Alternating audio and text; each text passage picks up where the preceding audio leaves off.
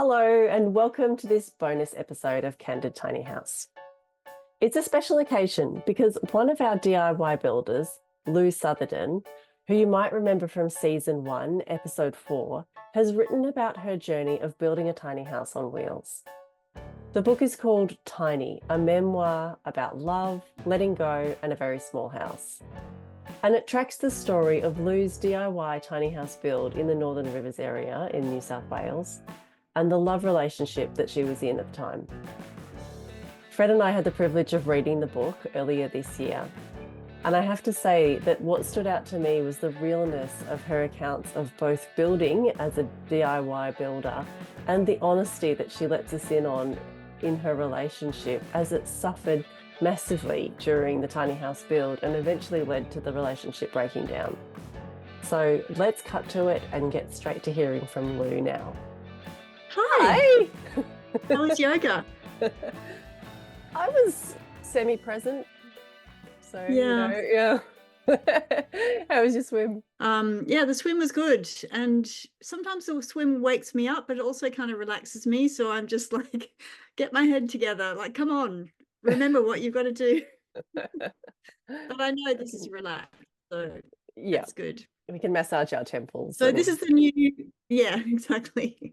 So this is the new site. You can see how much sunnier it is. I don't know if you remember, but it was, I've got to probably get more curtains because it does get really bright in the daytime here. And I think in summer the sun's going to go overhead, but on the last side that you were in was really shaded to that side. Yeah, especially in winter it was cold because the sun went about 9:30 in the morning. But here sun doesn't come till about 9 in the morning, and then it stays all day till about 3. And it's actually almost too much because I kind of get, even through the high windows, I get kind of spears of light when I'm walking from to the kitchen. It's like, oh, there's some glare, and but it is really nice. And it's funny because it's all, anyway, we probably should talk about this when you ask me a question, but it's a lot brighter. So I'm cleaning more and differently because I can see things more, like specks, and it's a lot darker in the last spot. But just let me know how you want to start. Okay. Hold up the book. Totally. Yeah, me too. We can both hold it. Yay. Yay. Book club. Well, congratulations, Lou, on writing a book. Is this your first actual book? No, I've written a couple of other nonfiction titles. One was a surfing guide for girls. Another one was a guide to living and working in Japan. But this is my first narrative nonfiction, and memoir is such a different beast. It's just so different to anything I've written before. And of course, I've been a travel writer for 25 years. So I've been writing for a living for a long time. But this was just really intense, much more emotional than anything, very personal. And yeah, it's rewarding, but it's also just really hard. And it took me 2.5 years to write it. So that's what I've been doing since I finished building Tiny, really. You went from one huge, personally challenging job to another hugely personally challenging job of reflecting on that journey. So you've really put yourself through a ringer, haven't you, over the last 5 years? I know. I often kind of wondered, why am I doing this? But I think it's funny because even during the build, and this is in the book, as you know as well, because you read it, I kind of treated it in a way like a long trip when it was happening, because it was so unfamiliar, and even a new language to understand, and new techniques, and just all the skills. Every day I was learning new things, and I kind of treated it like a trip that I would do, where I was taking notes and taking photos all the time. And so in a way, writing the book was kind of like writing up a trip for a travel story that I kind of wanted to process it all. And it's almost like I don't really feel like I've experienced something until I've written about it. It's like you get to live it twice in a way, which is wonderful, but also difficult when you're reliving the difficult parts. And there are lots of difficult parts of this build, as we'll get into later. So it was, I kind of feel like it's the build is finally done now, in a way, because I've processed everything that happened. And that's just how I do it. I know other people have different ways of exorcising experiences. Um, yeah, but I think I kind of felt it was something I just had to do. Mm. Yeah. That totally Mm. makes sense, that writing is a part of your process of integrating what's happened and coming to terms with it all and then moving on to the next adventure. So Yeah. it makes sense to me that that would be part of your process, to write about the building of the Yeah. house. And I Yeah. think the integrating is a really good word for it, because yeah, you do feel like all, and I think it, a build is so intense and there's so much happening every day. And on this, on my build, you're on the tools all day, from starting early, like at 7 o'clock or whatever, and you're finishing in the late afternoon. And then I'd be at my desk researching things, finding out what materials, trying to learn about things that I'd never even thought about before, so I could order the materials the next day. So it was just so full on, 6 or 7 days a week for 8 months. And so at the end of it, you do stop, and it kind of just, it's like, stopping a car and the dust catches up with you after on a dirt road. And you just feel like I guess also when you're writing, you are being really still. Like I almost felt like I couldn't travel, I couldn't do anything new or have any new adventures, because this build was still with me, and I needed to just go through it again and just look at it differently in my own time, and just figure out what it was all about and what I learned, and figure out how this relationship that was going alongside the build, yeah, what happened with that. And yeah, that was all part of that as well. I think just self-therapy, I guess, in a way. Yeah, yeah, yeah, sure. Like laying out all the pieces and saying this happened and then this happened. And at the same Yeah, time, there was this parallel story, as you said, like the love story that, your book Tiny, it sort of is telling two stories at once, because they were both happening at the yeah, same time, like your journey with your lover and your journey with your house, and how they yeah, intersected lots of times. yeah. It Yeah. was really, I mean, it was just this fluid thing. And I obviously started writing the book to process it. And as I've said, I did write the whole thing to process it. But at some point, I think as a writer, you're also looking for, you're always looking for stories from your own life, and just thinking, would other people be interested in this? And at some point, obviously it's not just an account of what happened, but it does, I don't know, I think there's something about turning an experience into a story, or giving it, it's not like you're making up anything, but you're giving it a narrative structure. And that was also really integrating and healing, I think, to kind of make sense of something by giving it this narrative arc. And so that's when I started to think that other people might be interested in it, because it had themes of empowerment, starting a project that I didn't know anything about, and then learning and growing through that with confidence. And as a woman, especially in not just in the building world, which is fairly male dominated, but in a patriarchal culture that we live in, those themes keep popping up in the book. And often, when you write, I know, we've all heard novelists talk about this, that you often don't know what's going to happen until you write it. And this was the case with this book as well, that I thought it was kind of about going to be like this. And then the relationship story really wanted to be told, and other themes of, yeah, just love and forgiveness, and how, you know yeah, I guess, I had to share some of my relationship history so that readers could understand why this relationship was impacting me in a certain way. And so I didn't intend to bring up so much of my life and pull that in there, but also I guess I wanted to explain how I came to build a tiny house and want to live in one. And it was because of my nomadic travel writing life, and how I'd chosen freedom over security for so long. And then I reached my 50s and I'm like, hang on, I don't have anywhere to live, and the rents are going up too much, and I can't afford to live in Sydney, where I'm from. And so I moved to the north coast of New South Wales, and it was still expensive. So I had to kind of, yeah, when you start, I mean, I'm used to writing for other people for my work. So it was just, that was also an interesting exercise to share your personal story and be real and authentic, but also make it readable. And you know, I guess what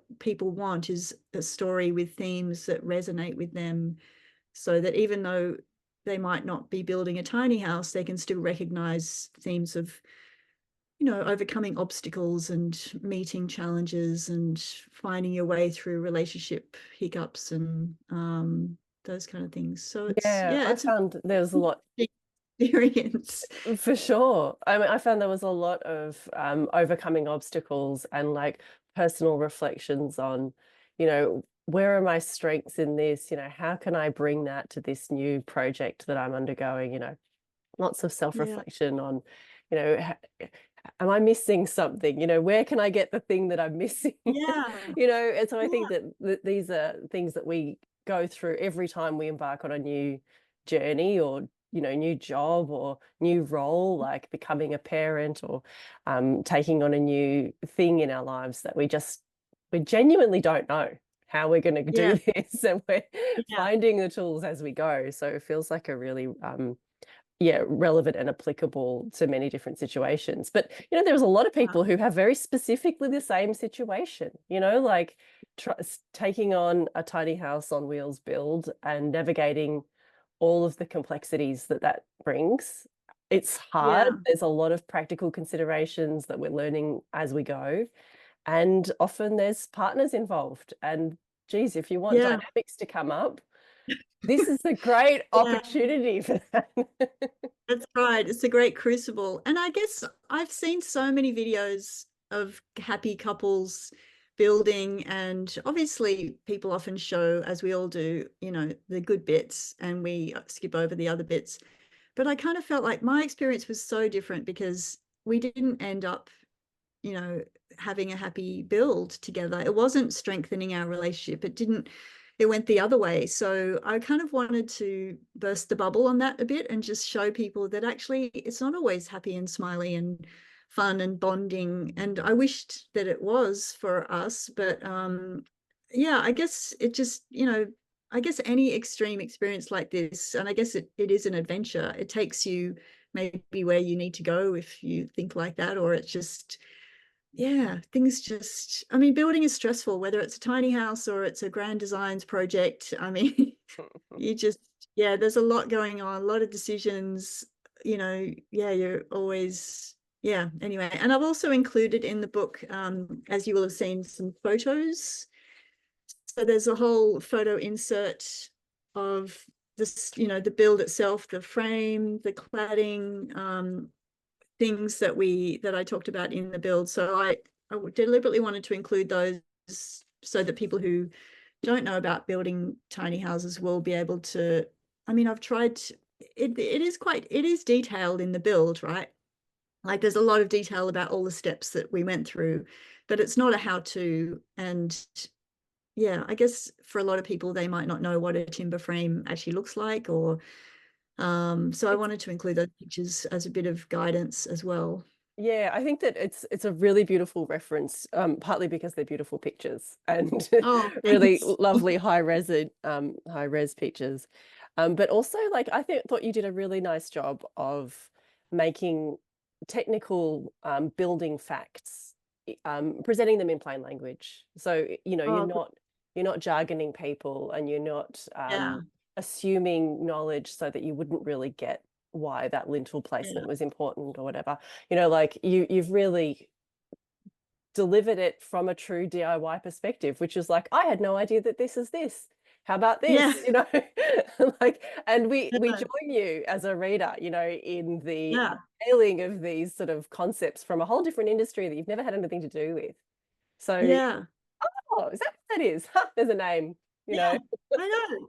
All the words, nail plates and hoop iron and all the slang that builders use. And yeah, I think that's the advantage of having been a beginner Yeah. builder, that I can kind of remember, you know, I hadn't been building, you know, if I'd been building for 10 years, it would have been harder to put myself in the mind of a reader who doesn't know anything about building. But I was so, I learned a lot during the build, but I still am a rookie. So I have a power drill and I have a few tools of my own now, but I still am very much a rookie and always seek expert help if I'm doing things.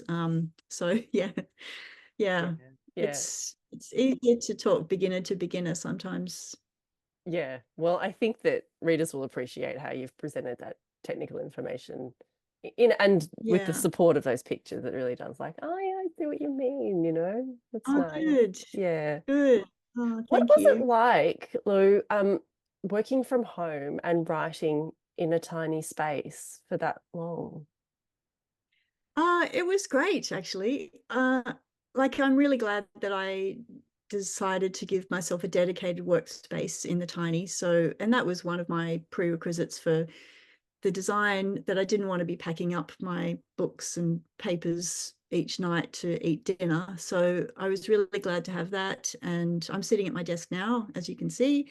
And I think being in the tiny was really good because all around me are the stories of the build. So every bit of it that I look at, the stairs behind me and that handrail and the planter box and the architraves and shelves and things, I remember everything that happened, you know, not the diet, not exactly everything, but they each have some meaning for me. And so if I got stuck, I just have to kind of look around and think, yeah, that was that time when we kind of argued over the handrail and we had that thing about how high should it be.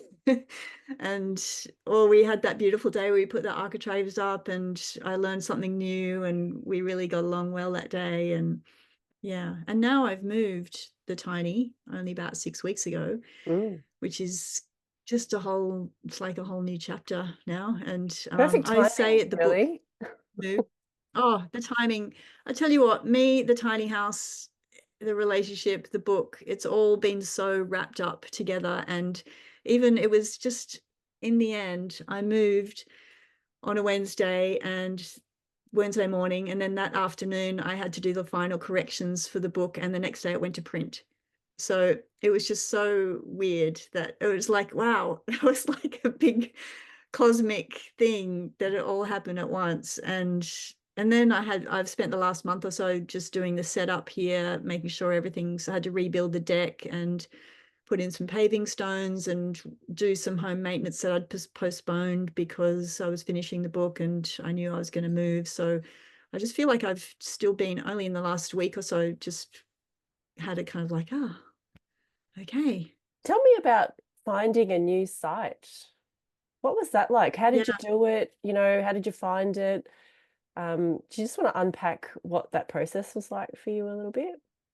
Yeah, it was difficult. I guess I resisted doing it for a long time because I just thought it would be difficult. And I guess you're putting yourself out there. And I'd been in, I guess I'd delayed moving in a way as long as I could because where I was on my ex's land, um, everyone around was really supportive. I knew no neighbors were going to complain.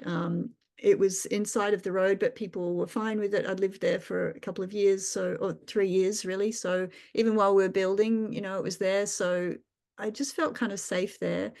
But I knew I had to move. It was time to move on, and I did all the usual things a lot of people do. I put up Facebook posts. I made a flyer with pictures of the tiny and what I needed and what I was prepared to pay and a bit about me and those kind of things. Did letterbox drops around the area. In my area, there's on the outskirts of town. It's kind of semi-rural and there's lots of big blocks but I'm not off grid, so that was. I guess that would make it a lot easier if you're off grid and you have your own water and power supply. That means you don't have to be near a dwelling. So that would have been easier. But and yeah, I guess just trying to find the right fit with people and making sure maybe the neighbors would be on side. That's the biggest fear, I suppose. Even though it's, in New South Wales, I think it's a little bit easier maybe to live in a tiny in general with state legislation. But, if people complain to council, that's, all bets are off. You don't know what's going to happen then, and council often has to do something about it. But our local council here did a couple of months ago, just in their housing strategy for the next 20 years, they decided to encourage permanent living in tiny houses. Wow. Which was really great. So they've got that overarching approach and philosophy or principle.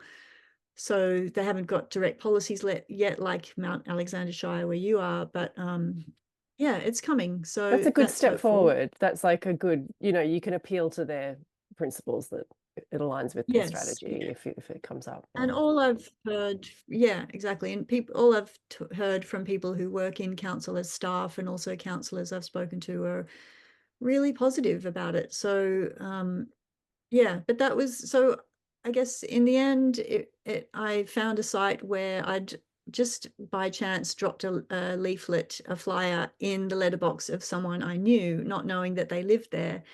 And they said, "Oh, come and have a look at our land." And when I saw it, I was like, wow, I didn't even know there was this block at the end of this street. I didn't even know this existed. So yeah, I guess it was just, you do all you can, and then you trust that things will work out, I suppose. And I did do also I guess it's kind of like a vision board, if you call it that, where I put pictures of things that I wanted in my new site. A friend of mine kind of encouraged me to do that, and I thought, oh yeah. But it was really good as an exercise for just shifting my mindset out of a bit of fear and trepidation to, actually, this new site could be really beautiful, and it could be really green, and there could be lovely people, and there might be some wildlife around, and it'll hopefully be close to the beach. And in the end, I kind of got most of the things I kind of on my wish list. I also wrote out all the things, like I just did a little, like an exercise, like I just wrote my ideal site. What is my ideal site like, as if I'm already living there, and kind of put, I've heard that if you put it in present tense, it kind of, yeah, shifts things in your mind. And yeah, so I kind of did a few of those things. I do live in the Northern Rivers of New South Wales after all, so yeah. So that, it's supported to do that kind of thing and to talk about it, which is nice, right, because I do that sort of thing too, but I just don't talk about it because I live in Castlemaine and we talk about permaculture mostly. So. And I think also I just spread the word. Like I talked to my local postie and the beekeeper who takes his bees to different properties to, native bees to pollinate some of the macadamia crops here and things. So, because people who live on rural properties, and they might know that their neighbor is interested in putting a tiny house on there. So I kind of just tried to, that's what you've got to do. You just got to put yourself out there a little bit and just tell people about what you're looking for. And everyone I spoke to was really positive and really helpful, even if they couldn't help if they didn't have a spot for my tiny, they were just super supportive and rang around. And so yeah, I think just you have to kind of just do a bit of a sales pitch, I guess, and but also you just have to be real and be honest. And yeah, so I guess, yeah, the advantages are, of course, that I have a compost toilet, so I don't need to be plugged into sewage, and but I did have to plug into power and water. And so when I did find this site, there was a bit of setup here, and I had to get a gravel pad put down. So because it was a grassy site, so it couldn't just be on grass. And then I had to get a ditch dug for the power and water connection to the house, which is it's about 50 meters away. So it was, and then it had to have a thicker cable because of that distance, the electricity cable. So that was extra cost. So I think the setup cost almost $5,000 even without the towing. So that was a lot more than I was thinking it was going to cost. And the towing cost about $1,300, which was mostly, so I was towed by a tractor. Anyone who's seen my No Impact Girl Facebook page would have seen a little video of the tractor pulling the tiny house, which was a really momentous thing because the tiny hadn't moved since I'd built it, and it just did exactly what it was designed to do. The trailer performed beautifully.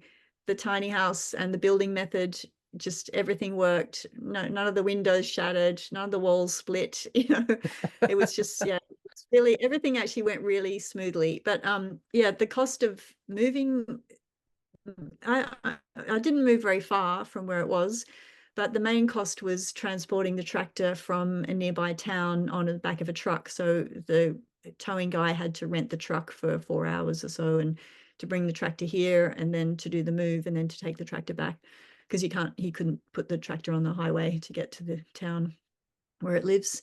So so yeah, all up it was almost $6,500 probably to do the move, which is Wow. kind of more than you need for a small dwelling. But it all, yeah, the move went beautifully. I had a really good electrician as well. And the towing guy also did the setup, which I would highly recommend to anyone if they do get someone to tow the Tiny. And I know a lot of those massive four-wheel drives like the Dodge Rams can tow a 4.5 ton Tiny now. Only if they've got a GVM But sometimes upgrade. they'll just, okay, Yeah. good. It's Didn't only know that. specific ones. Yeah, it's not just any RAM. It's going to Right, be with a right. GVM. Yeah. No, okay. And obviously they've got to have the 70 mm tow haul as well, tow hitch. The advantage of the tractor was that it could raise and lower the hitch. So I had to come down, not a steep drive, but there was a slope. And so when the tractor was pulling the tiny house out, I had a friend walking behind the Tiny, and I was in front giving instructions to the tractor driver. When the Tiny looked like it was going to scrape at the back when it was coming down the drive, that we signaled to the driver, and he just kind of lowered the hitch, so the back of the Tiny kind of came up. And Wow. so that, he said, that was the big advantage of using him with the tractor rather than a vehicle which can't change its hitch height. So that was quite good. And also the tractor was not going to get bogged on the grass when it came into the site.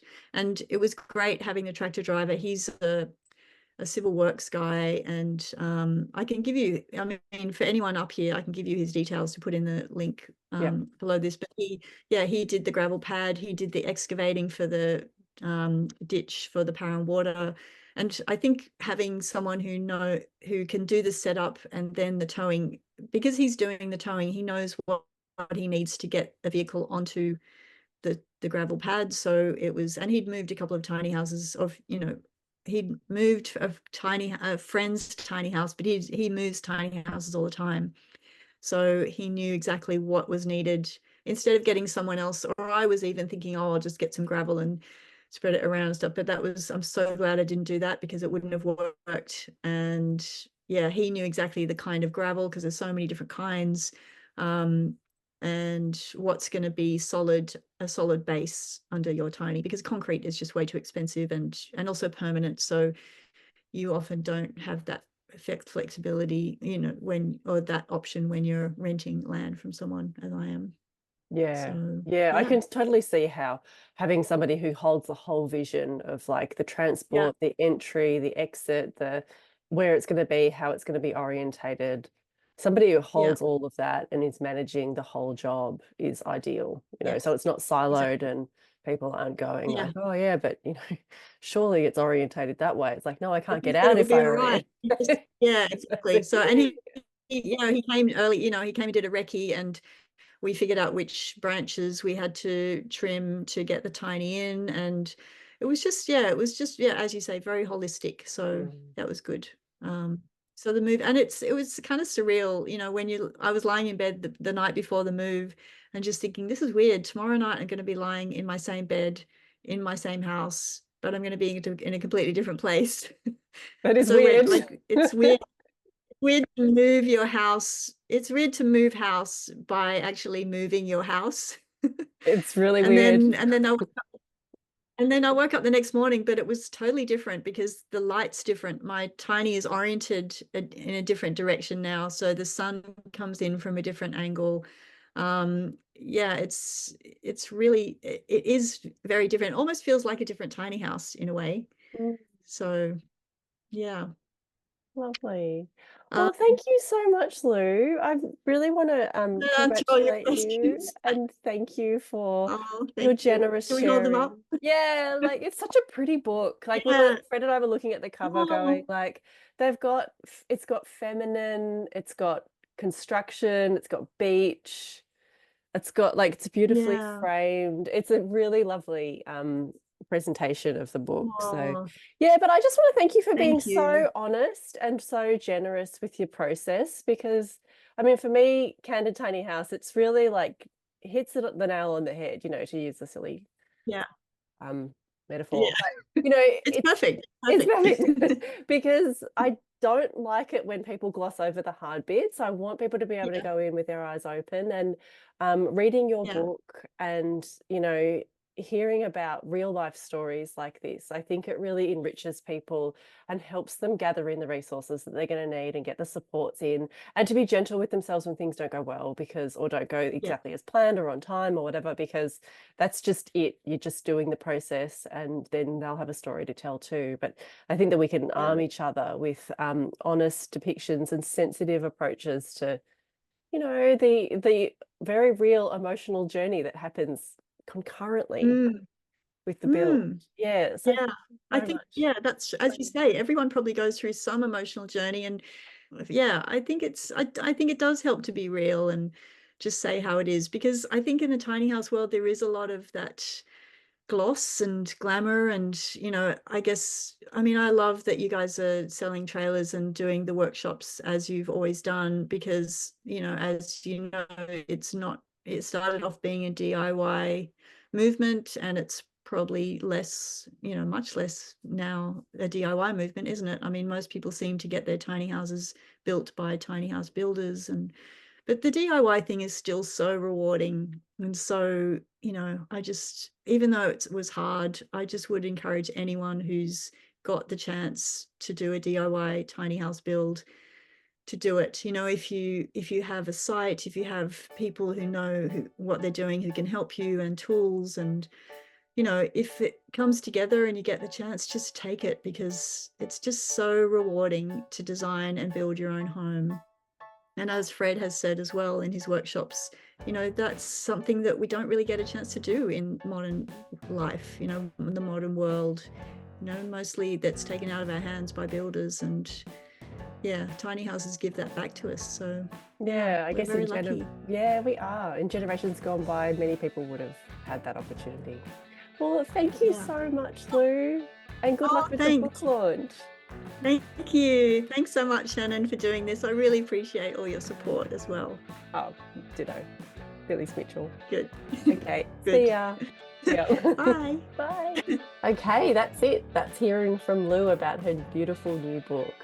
For all the details on her actual tiny house build and for the honest accounts of her relationship journey, you'll have to read the book. It's a hugely relatable book, beautifully written and well worth the read. It's out on the 30th of July in 2024 and it's through Hardy Grant Publishers. You can also listen back to Lou's interview that she did with me in Candid Tiny House Season 1, Episode 4, where she talks about her design process of designing the tiny house and the building process that she underwent. So I hope you've enjoyed hearing about Lou's process, and I hope that you feel inspired to pick up the book and to pick up the tools yourself to build your own tiny house. Check out our website at fredstinyhouses.com.au/education to find out about our upcoming workshops and the online course, and both of which were Lou's starting points actually for her successful tiny house build. Stay candid.